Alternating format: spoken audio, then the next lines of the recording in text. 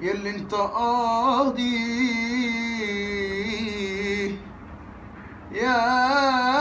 ياللي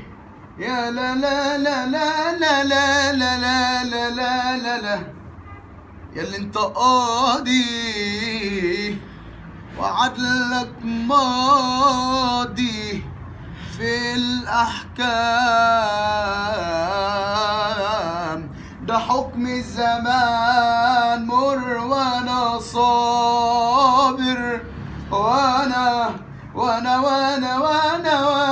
صابر على الأحكام، الشكوى لله للغلابة،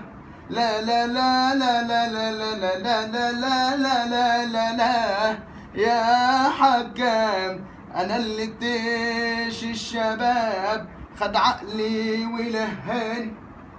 خلفت الشور الكبير ساعة ما نهاني، وطوعت مشي الشيطان ضللي وسهاني، وانا اللي بعت اللي ما يتبعوش ولا يتعوضوش تاني،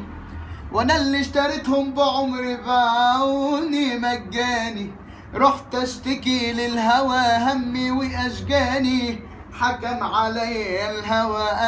وانا اللي بقيت انا الجاني، ورماني في سجن الغرام والجاني جاني جاني جاني جاني جاني سجاني، سجان بلا قلب خد من عمري مداني، ورماني في السجن لا مزرني حد ولا جاني، ازاي يا سجان الغرام ترميني وتنساني، من بعد ما قلتلي انك بتهواني، عشمتني بالحالة خرمت انا وداني، لا الحلق جاني ولا كلام الناس كفاني، ما انا لولا ربي لطف بيا ونجاني،